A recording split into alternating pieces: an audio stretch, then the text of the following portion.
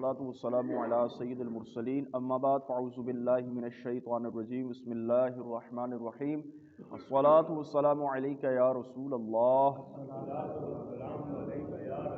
وعلی آلک واصحابک یا حبیب اللہ۔ آج انشاءاللہ ہم اللہ تعالیٰ کے فضل و کرم سے سورہ انفال کی آیت نمبر 26 اور 27 کا ترجمہ و تفسیر پڑھنے سننے کی سعادت حاصل کریں گے۔ اعوذ باللہ من الشیطان الرجیم بسم اللہ الرحمن الرحیم وَاذْكُرُوا إِذْ أَنْتُمْ قَلِيلٌ مُسْتَضْعَفُونَ فِي الْأَرْضِ تَخَافُونَ أَنْ يَتَخَطَّفَكُمُ النَّاسُ فَآوَاكُمْ وَأَيَّدَكُمْ بِنَصْرِهِ وَرَزَقَكُمْ مِنَ الطَّيِّبَاتِ لَعَلَّكُمْ تَشْكُرُونَ۔ ترجمہ کنز العرفان۔ اور یاد کرو جب تم زمین میں تھوڑے تھے، دبے ہوئے تھے، تم ڈرتے تھے کہیں لوگ تمہیں اچک نہ کر لیں، تو اللہ نے تمہیں ٹھکانہ دیا اور اپنی مدد سے تمہیں قوت دی اور تمہیں پاکیزہ چیزوں کا رزق دیا تاکہ تم شکر ادا کرو۔ وَاذْكُرُوا اور یاد کرو، اس سے پہلی آیات میں اللہ تعالیٰ نے مؤمنین کو اپنی اور اپنے محبوب صلی اللہ تعالیٰ علیہ وسلم کی اطاعت کا حکم دیا کہ میری اور میرے محبوب کی اطاعت کرو، اور فتنے سے ڈرایا۔ اب اس آیت میں اللہ تعالیٰ نے انہیں اپنی نعمتیں یاد دلائیں، چنانچہ ارشاد فرمایا اے مہاجرین کے گروہ، یاد کرو جب تم نبی پاک کی بعثت سے پہلے تمہاری تعداد کم تھی اور ابتدائے اسلام میں مکہ کی سرزمین پر تمہیں کمزور سمجھا جاتا تھا اور تمہارے دوسرے شہروں میں سفر کرنے سے لوگ ڈرتے تھے کہیں کفار ہمیں لوٹ نہ لیں۔ اللہ تعالیٰ نے تمہیں مکہ سے مدینہ منتقل کر کے ٹھکانہ دیا اور تم کفار کے شر سے محفوظ ہو گئے اور اپنی مدد سے تمہیں قوت عطا کی۔ بدر کی جنگ میں کفار پر تمہاری ہیبت ڈالی، جس کے نتیجے میں تم اپنے سے 3 گنا بڑے لشکر پر غالب آ گئے اور تمہیں پاکیزہ چیزوں کا رزق دیا تاکہ تمہارے لیے مال غنیمت کو حلال کر دیا جائے۔ تو یہ مہاجرین جو صحابہ کرام تھے، ان کو اللہ تبارک و تعالیٰ نے اپنی نعمتیں یاد دلائی ہیں کہ جب تم مکہ کے اندر تھے تو اس وقت تم پر کفار کا رعب دبدبا ہوتا تھا۔ جب تم وہاں سے ہجرت کر کے نبی پاک کے مدینے میں آئے، آپ کے شہر میں آئے، تو پھر وہاں اللہ تعالیٰ نے آپ کو مزید عزتیں عطا فرمائیں۔ اور اسی طرح فرمایا بدر کے اندر جب تم 313 تھے تو ہم نے 1000 پر تمہیں فتح نصیب فرمائی اور کفار کے دلوں میں تمہاری ہم نے ہیبت ڈالی، خوف دبدبا ڈال دیا۔ ہر دور میں اسی طرح اللہ تعالیٰ اجتماعی اور انفرادی طور پر مسلمانوں کو طرح طرح کی نعمتوں سے نوازتا ہے، مصائب و آلام سے نجات دے کر راحت و آرام عطا کرتا ہے۔ جب مسلمان اللہ تعالیٰ کی ناشکری کرتے یا یاد خدا سے غفلت کو اپنا شعار بنا لیتے ہیں اور اپنی نفسانی خواہشات کی تکمیل میں مصروف ہو جاتے ہیں اور اپنے برے اعمال کی کثرت کی وجہ سے خود کو اللہ تعالیٰ کی نعمتوں کا نااہل ثابت کرتے ہیں، تو اللہ تعالیٰ ان سے اپنی دی ہوئی نعمتیں واپس لے لیتا ہے۔ عالمی سطح پر عظیم سلطنت رکھنے کے بعد مسلمانوں کا زوال، عزت کے بعد ذلت، فتوحات کے بعد موجودہ شکست وغیرہ اس چیز کی واضح مثالیں موجود ہیں کہ اس دور کے اندر مسلمان جہاں کہیں بھی رہتا ہے، مسلمان کفار کے نیچے دبتا ہی چلا جا رہا ہے۔ کشمیر کے اندر دیکھیں آپ، پاکستان کے پاس ایٹمی طاقت ہے، اتنے اعلیٰ قسم کی فوج ہے، لیکن کشمیر کو ہم آزاد نہیں کروا پا رہے۔ اسی طرح فلسطین ہو گیا، ملک شام ہو گیا، دیگر ہمارے جو ممالک ہیں جہاں پر مسلمانوں پر ظلم و ستم کثرت کے ساتھ کیے جاتے ہیں، لیکن کوئی بھی اسلامی ممالک ان کے آگے بول بھی نہیں سکتا۔ تو فرمایا یہ وہی چیزیں ہیں کہ اللہ تعالیٰ نے ہمیں وہ عزتوں کے بعد ذلت اور فتوحات کے بعد شکستیں وغیرہ دی۔ اس کی وجہ یہ ہے کہ ہم نے اپنے رب کا شکر ادا کرنا چھوڑ دیا۔ جب اللہ تبارک و تعالیٰ جل جلالہ کا شکر ادا کرنا چھوڑ دیا جائے تو پھر اللہ اپنے بندوں سے دی ہوئی نعمتیں واپس لے لیتا ہے۔ فرمایا ان شکرتم لازیدنکم، جب تم میری نعمتوں کا شکر ادا کرو گے تو میں تمہیں زیادہ عطا فرماؤں گا، اگر میری نعمتوں کی ناشکری کرو گے تو دی ہوئی نعمتیں تم سے واپس لے لی جائیں گی۔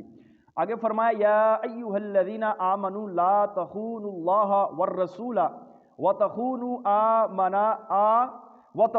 اماناتکم وانتم تعلمون۔ ترجمہ کنز العرفان، اے ایمان والو، اللہ اور اس سے رسول سے خیانت نہ کرو اور نہ جان بوجھ کر اپنی ایمانتوں میں خیانت کرو۔ ولا تخونوا اللہ والرسول، اللہ اور رسول سے خیانت نہ کرو۔ فرائض چھوڑ دینا اللہ تعالیٰ سے خیانت کرنا ہے، اور سنت کو ترک کر دینا نبی پاک صلی اللہ علیہ وسلم سے خیانت کرنا ہے۔ فرض نماز ہے، آپ اس کو چھوڑ دے کوئی تو وہ اللہ تعالیٰ سے خیانت کر رہا ہے، اور نبی پاک کی کسی سنت کو ترک کر دینا یہ نبی پاک صلی اللہ علیہ وسلم سے خیانت ہے۔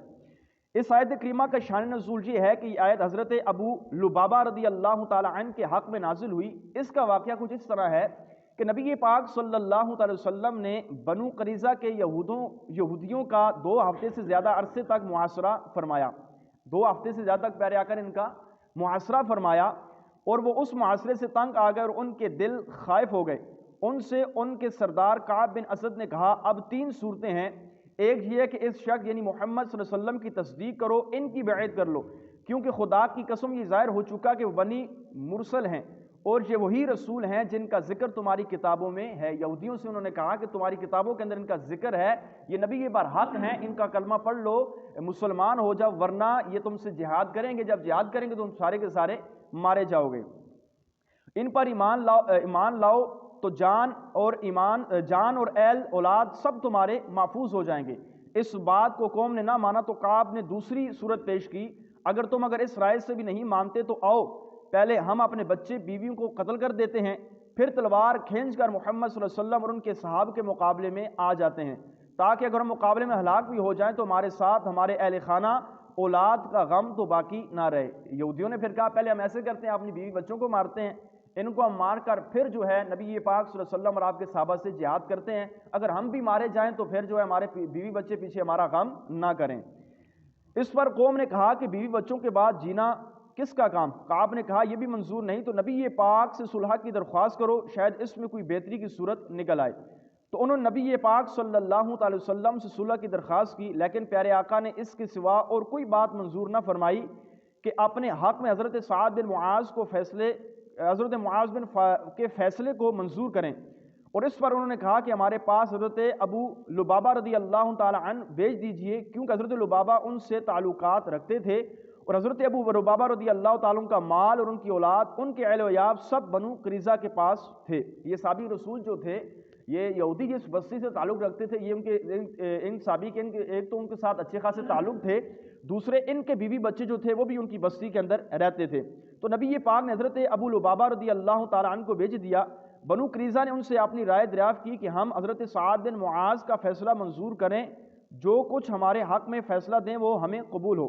حضرت لبابہ نے اپنی گردن پر ہاتھ پھیر کر اشارہ کیا، یہ تو گلا کٹوانے کی بات ہے. حضرت ابو لبابہ کہتے ہیں کہ میرے قدم اپنی جگہ سے ہٹنے نہ پائے تھے کہ میرے دل میں یہ بات جم گئی کہ مجھے اللہ اور اس کے رسول کی خیانت واقع ہوئی. یہ سوچ کر وہ نبی پاک کی خدمت میں تو نہ آئے، سیدھے مسجد پہنچے اور مسجد شریف کے ایک ستون سے اپنے آپ کو بندھوا لیا اور اللہ کی قسم کھائی کہ کچھ نہ کھاؤں گا نہ پیوں گا جب تک جو ہے اللہ تبارک و تعالیٰ میری اس توبہ کو قبول نہ فرما لے. ان کے دل میں کھٹکا کیا آیا تھا؟ دل میں کھٹکا یہ تھا کہ میں یہ نہیں چاہتا کہ میری بیوی بچے اور یہ لوگ اس میں قتل ہو جائیں. یہ ان کے دل میں کھٹکا آیا تھا. اور پھر ان کے دل میں یہ بات آئی تھی کہ میں نے اللہ اور اللہ کے رسول کے ساتھ خیانت کی ہے، مجھے نبی پاک نے اپنا وکیل بنا کر بھیجا ہے.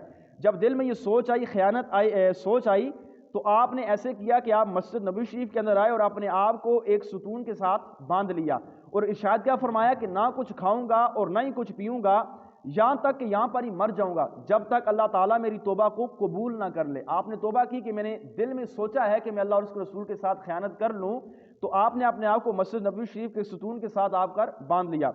وقتاً فوقتاً ان کی زوجہ آئیں اور انہیں نمازوں کے لیے طبعی حاجت کے لیے کھول دیا کرتی تھی، پھر باندھ دیا جاتا تھا. نبی پاک صلی اللہ علیہ وسلم کو جب خبر پہنچی تو فرمایا ابو لبابہ میرے پاس آتے تو میں ان کے لیے مغفرت کی دعا کرتا، لیکن جب انہوں نے یہ کیا تو میں انہیں نہ کھولوں گا جب تک اللہ ان کی توبہ کو قبول نہ فرما لے. نمازوں کے علاوہ آپ جو ہے 24 گھنٹے ستون کے ساتھ باندھے ہی رہتے تھے.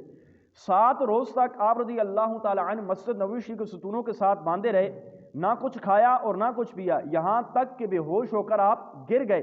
پھر اللہ تبارک و تعالیٰ نے ان کی توبہ قبول کی. صحابہ کرام نے انہیں توبہ قبول ہونے کی خوشخبری دی. انہوں نے کہا خدا کی قسم جب تک نبی پاک مجھے خود نہ کھولیں گے تب تک میں اپنے آپ کو نہ کھولوں گا. تو پھر پیارے آقا علیہ الصلوۃ والسلام نے انہیں اپنے دست مبارک سے کھول دیا. حضرت ابو لبابہ رضی اللہ تعالی عنہ نے عرض کی میری توبہ اس وقت پوری ہوگی جب میں اپنی قوم کی بستی چھوڑ دوں جس میں سے یہ خطا سرزد ہوئی اور میں اپنا پورا مال اپنی ملک سے نکال دوں. نبی پاک نے فرمایا تنہائی مال کا صدقہ کرنا کافی ہے. ان کے حق میں اللہ تبارک و تعالی جل جلالہ نے یہ آیت کریمہ نازل فرمائی کہ اللہ نے ان کی توبہ کو قبول فرمایا اور نبی پاک نے اپنے مبارک ہاتھوں کے ساتھ ان کو کھولا.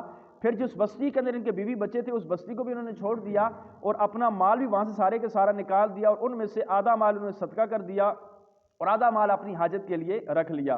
اس سے معلوم ہوا کہ اپنی قوم کے راز دوسری قوم تک پہنچانا سخت یہ جرم ہے۔ جس طرح اپنے گھر کی بات دوسرے گھر تک پہنچانا جرم ہے، اسی طرح اپنی قوم کی بات، اپنے علاقے کی بات، اپنے محلے کی بات دوسری قوم تک فرمایا پہنچانا یہ سخت جرم ہے۔ اللہ تبارک و تعالی جل جلالہ کی بارگاہ میں دعا ہے اللہ تعالی ہم سب کو قرآن کریم فرقان مجید کے احکامات پر عمل کرنے کی توفیق عطا فرمائے۔ اللہ تعالی ہم سب کو اپنی اطاعت و فرما برداری نبی پاک صلی اللہ علیہ وسلم کی سنتوں پر عمل کرنے کی توفیق عطا فرمائے۔ آمین بجاہ النبی الامین صلی اللہ تعالی علیہ وسلم۔